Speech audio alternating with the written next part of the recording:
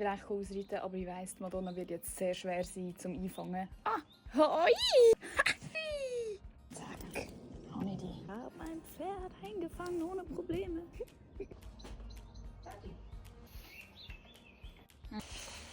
Leute, wenn ihr meint, es ist Humbling, mit einem Hund spazieren, der dann vor Gleichaltrigen anschießt, dann stellt euch vor, mit so einem Ross umeinander laufen, der furzen kann, als wäre es ein Elefant oder so. Da sehen wir auch schon meine Aufstieghilfe.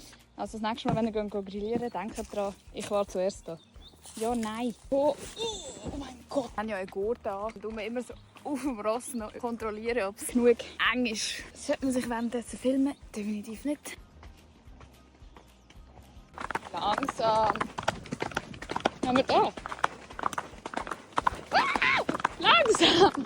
Oh oh, jetzt kriege ich alles in die Fresse. Langsam.